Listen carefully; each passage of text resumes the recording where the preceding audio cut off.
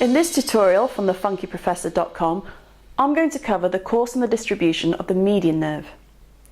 Now, the median nerve is one of the nerves that supplies the upper limb, and it comes from the brachial plexus. And there are so many nerves that come from the brachial plexus, and I often find it quite confusing to remember what does what. So to help me, I have a couple of memory joggers for each nerve. And for the median nerve, I have two words. I think of the word flex and loaf. That's flex and loaf, and you'll see why shortly. So the median nerve actually has contributions from both the lateral and the medial cord of the brachial plexus. From the lateral cord, it has the nerve root values of C5, C6 and C7. And from the medial cord, it has nerve roots value C8 and T1. So in fact, the median nerve has a contribution from all the nerve root levels. Once it's formed, the medial nerve lies immediately anterior to the axillary artery, but very quickly moves lateral to the axillary artery. As it continues down the arm, the axillary artery turns into the brachial artery. So the median nerve lies initially lateral to the axillary artery and then lateral to the brachial artery. But about halfway down the arm, the median nerve crosses over, so it now lies medial to the brachial artery. Now here's the good bit of news. The median nerve has absolutely no branches whatsoever in the arm. Woohoo! So on its journey down the arm, the median nerve initially lies on top of coracobrachialis and then brachialis muscles. Now, before entering the forearm, all three nerves that enter the forearm do so by passing between two heads of a muscle. The radial nerve passes through the heads of the supinator. The ulnar nerve passes through the heads of the flexor carpi ulnaris, and the median nerve passes through the heads of pronator teres. I like to think of it as a gateway, a welcome to the forearm if you like.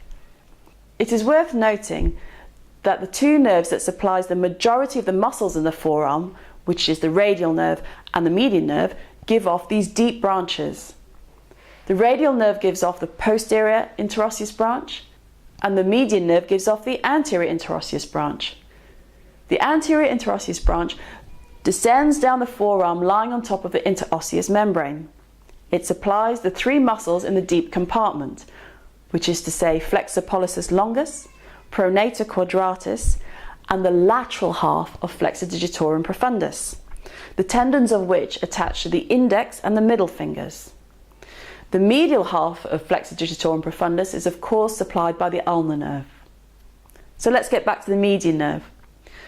Having gone through the heads of pronator teres, the median nerve does in fact supply the majority of muscles in the superficial compartment as well.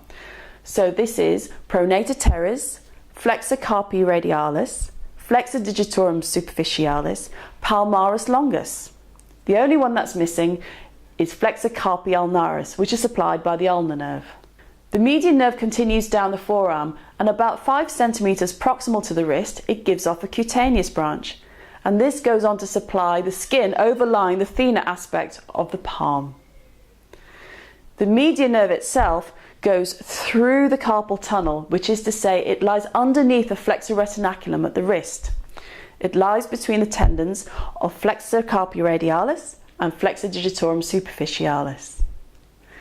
The median nerve then divides into its terminal branches. It has palmar cutaneous branches that supplies the skin of the thumb, the index, the middle, and the lateral half of the ring finger. Now the other terminal branch of the median nerve is the motor branch, or the recurrent branch of the median nerve, and this supplies the loaf muscles in the hand. Loaf is a mnemonic that is commonly used. The L in loaf stands for the lateral two lumbricals, which are the small muscles that arise from the tendons of flexor digitorum profundus, the ones in fact that attach to the index and middle fingers. The O is for opponens pollicis, A is for abductor pollicis brevis, and F is for flexor pollicis brevis. So let's summarize. When you think of the median nerve, think of two words. Think of flex because it supplies so many flexors, and think of the word loaf because that's the mnemonic that you use for the muscles that it supplies in the hand. So the median nerve, if you remember, arises from all the nerve root levels of the brachial plexus. It rises from C5, C6 and C7 via contribution from the lateral cord, and it arises from C8 and T1 via a contribution from the medial cord. Immediately upon forming, the median nerve lies anterior to the axillary artery. It quickly shifts over to the lateral part of the axillary artery and then subsequently the brachial artery. About halfway down the arm, it crosses the brachial artery so that it lies medial to the brachial artery as it enters the elbow. The median nerve has no branches whatsoever in the arm. When it enters the forearm, the median nerve passes through the heads of pronator teres. Here it gives off its deep branch, the anterior interosseous branch, which goes down the forearm, lying on top of the interosseous membrane, supplying flexor pollicis longus, pronator quadratus, and if you remember, the lateral half of flexor digitorum profundus. If we go back up to the median nerve itself, it supplies the superficial flexors, which include pronator teres, flexor carpi radialis, palmaris longus, and flexor digitorum superficialis. So the only two flexors that the median nerve does not supply in the forearm are the most medial in the superficial and the deep compartments, which are flexor carpi ulnaris and the medial half of flexor digitorum profundus. These are in fact supplied by the ulnar nerve. About 5 centimeters proximal to the wrist, the median nerve gives off the cutaneous branch, which goes on to supply the skin over the thenar eminence in the palm. The median nerve enters the hand by passing through the carpal tunnel, which means it lies under the fibers of the flexor retinaculum. In the hand, the median nerve divides into its terminal branches. It has sensory branches, which go on to supply the thumb, the index finger, the middle finger, and the lateral half of the ring finger.